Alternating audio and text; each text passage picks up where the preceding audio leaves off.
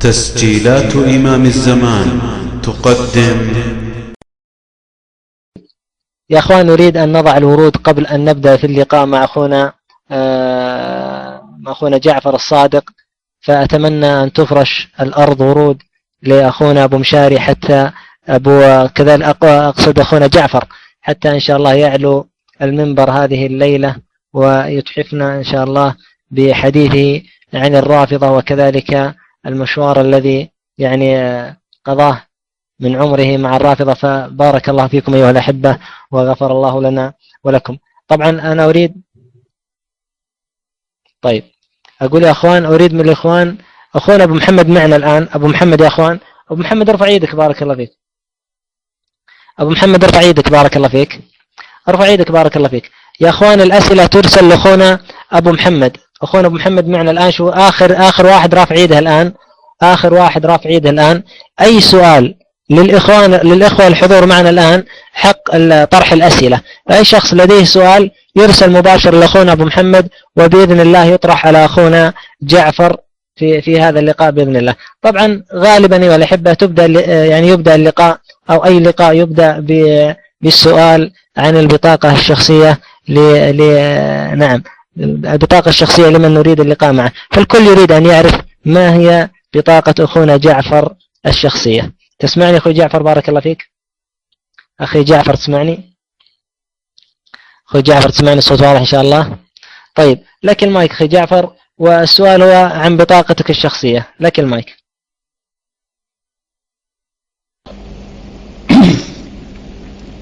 بسم الله الرحمن الرحيم. الحمد لله والصلاة والسلام على رسول الله وعلى آله وصحبه ومن والاه. صوت زين يا إخوان؟ جزاكم الله خير. السلام عليكم ورحمة الله وبركاته. بطاقة الشخصية: اسمي محمد عارف عبد الله، أبوي كذا اسمه عارف، وجدي اسمه عبد الله. وجنسيتي، كثير من الناس يسألون عن جنسيتي. ما أحب أتكلم أنا في الجنسية، لكن جنسيتي أردني أنا، لكن مواليد الكويت وعشت في السعودية كثير. عشت في السعودية والكويت أكثر من عشت في الأردن. نعم، فلذلك أتقن اللهجات. تفضل يا أخي الكريم. طيب، بارك الله أخوي جعفر. لا نريد أن نستطرد في مسألة البطاقة الشخصية. نعم، ممتاز. هذه أحد الأسئلة قد وصلت. لكن نقول أخوي جعفر بارك الله فيك، هل بدأت في الرافضة مباشرة أم أن كان لك لقاء مع طوائف أخرى غير الرافضة؟ هل كانت بدايتك مع الرافضة مباشرة أم كان لك لقاء مع طوائف أخرى غير الرافضة؟ لك المايك أخوي جعفر.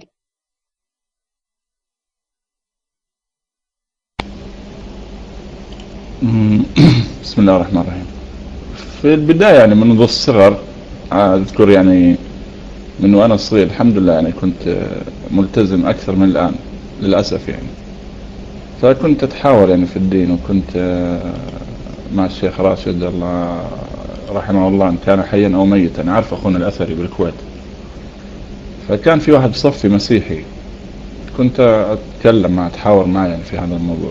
لكن الشيعة ما كان عندي عنهم فكرة. يوم من الأيام كنا ماشيين نريد أن نصلي، فأنا وأبوي الله يرحمه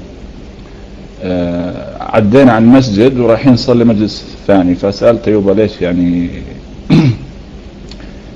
ليش ما ندخل هذا المسجد؟ قال لا، هذا مسجد شيعة. قلت ليش شيعة؟ كنت صغير يمكن 8 سنوات 9 سنوات. قال الشيعة يقولون في الأذان علي ولي الله. فما حققت في الموضوع. لا، مسجد شيعة في الفروانية، منطقة الفروانية، مسجد كان شكله مسجد ماذن وكل شيء. ما حققت في بالي هذا هو. تحب أكمل ولا حاب تسأل أنت؟ أكمل أقول قصة ولا أكمل؟ نعم. ما أدري، يمكن هو يبي الأحداث شوي. على العموم راحت وخلاص، ما سألت فيما بعد. لم أسأل ما حققت. كنت صغير لسه وبتعلم القرآن وبتعلم الحديث. وفيما بعد طبعا بعد حرب الخليج والأزمة اللي صارت سافرنا إلى الأردن، وجلست تقريبا 8 سنوات، كملت دراسة واشتغلت. ثم ذهبت إلى السعودية، كان في المنطقة الشمالية. ما كان في أيضا ما كان في عندي اهتمام يعني اني اتعرف على الفرق الاخرى. لكن فيما بعد قبل 5 سنوات تقريبا ذهبت الى المنطقة الشرقية في الدمام. كنت اسمع انه في شيعة في الدمام. فكنت اتكلم يعني مع واحد صاحبنا، سألته عن الشيعة، يقول الشيعة كذا والشيعة كذا. ما كنت اصدق يعني، مثل الناس اللي تدخل الان ويستغربون من الشيعة. فكان نفس الشيء عندنا. اقول له معقول؟ يقول لي هم كذا، يكفرون يسبون. اقول له لا، غير معقول. فجاب لي شريط للشيخ عبد الله السلفي الرافضة وادعاء محبة النبي. سمعت هذا الشريط صراحة يعني ما أعرف يعني، هذاك اليوم صدمت لما سمعت الشريط. أول مرة أسمع هذا الكلام. وجاب لي كتاب لله ثم للتاريخ، هذا المنسوب لحسين الموسوي. قرأت الكتاب فحبيت أني أتحقق يعني من هذا الكتاب هل هو صحيح اللي موجود فيه أم لا. فيما بعد دخلت مواقع الانترنت صرت أبحث عن الفرق الشيعية قبل الانترنت، او في يعني خلال الانترنت. كنت ايضا اخذ دورة بمعهد كمبيوتر، كان معنا واحد شيعي فتكلمنا في هذه المواضيع. المهم يوم من الايام ركبت تاكسي، سيارة ليموزين، وكنا ماشيين بالشارع، وقلت له يا أخي والله صار زحمة. أنا شكيت، عرفت إنه شيعي فأريد أن أسمع منه يعني ماذا سيقول. قلت له والله الدمام صار زحمة، صار زحمة الدمام بسبب أهل الجنوب. يعني أهل الجنوب صاروا كثار في الدمام. قال هي الحكومة تسوي كذا. قلت له شلون يعني؟ قال عشان يسووا يعني يخلوا السنة أكثر من الشيعة بالشرقية. قلت له ها ليش طيب؟ قال هم كذا يعني عشان حتى في البحرين 80% شيعة وقاعدين يجيبون سنة ويجنسونهم. ايه.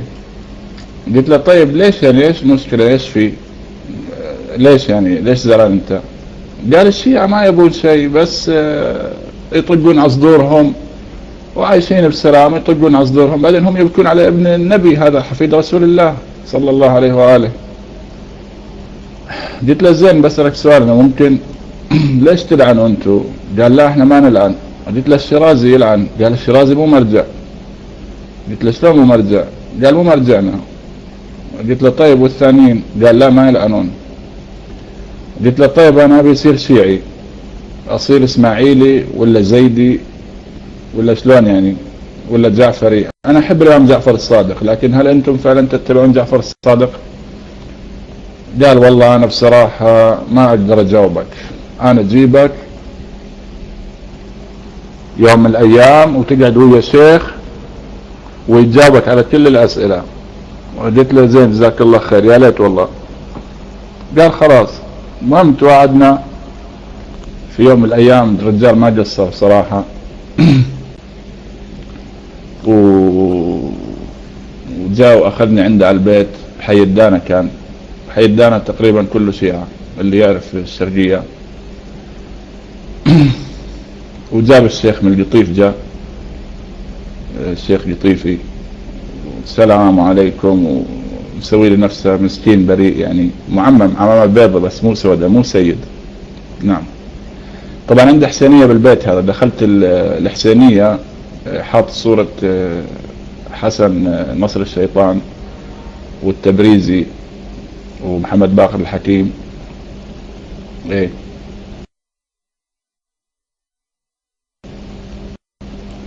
وجلسنا، جاء الشيخ سلم، قال تفضل محمد، اذا تبي تسأل الشيخ تفضل ابدأ. قلت له خلاص نبدأ من البداية. ما هو الدليل على أن علي بن أبي طالب هو الإمام بعد رسول الله صلى الله عليه وسلم؟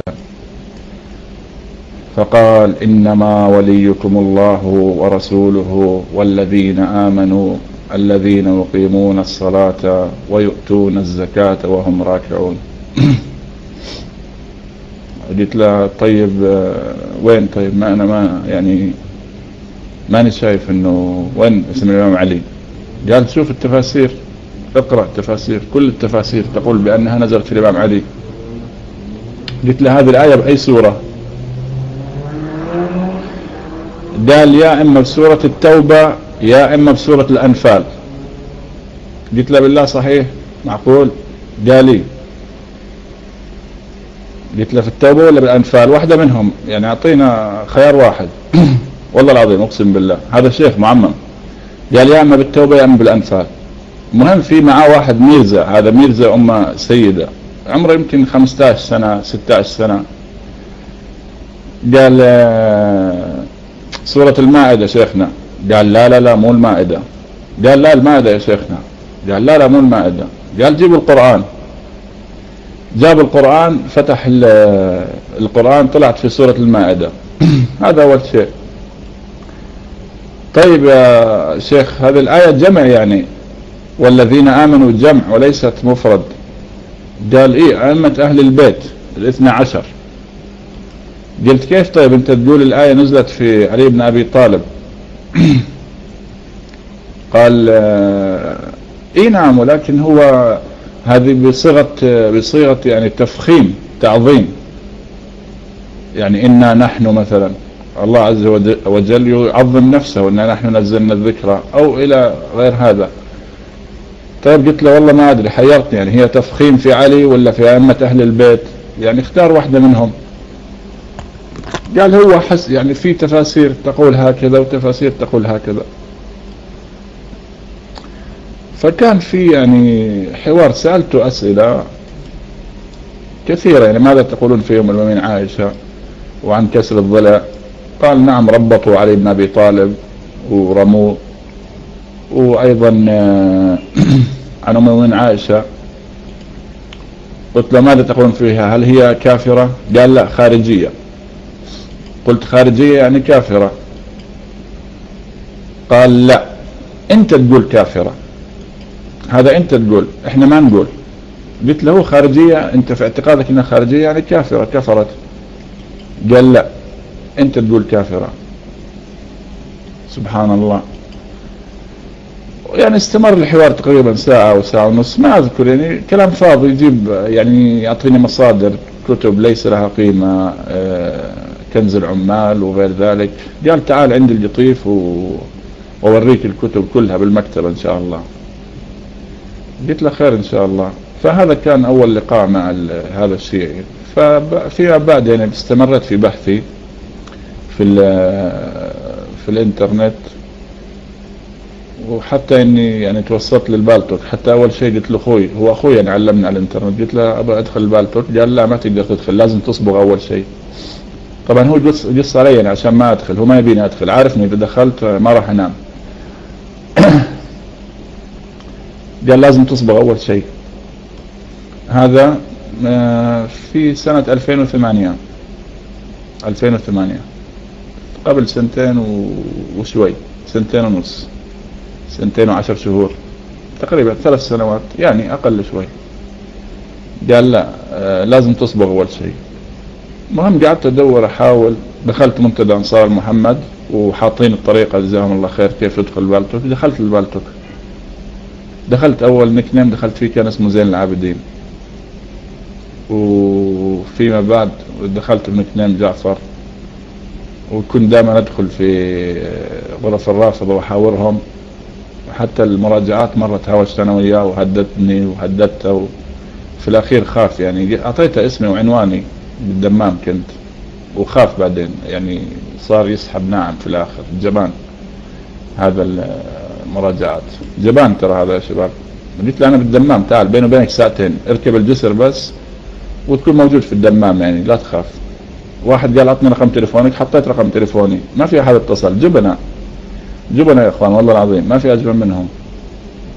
هذا هي كان يعني في البداية. فيما بعد خلاص يعني بطلت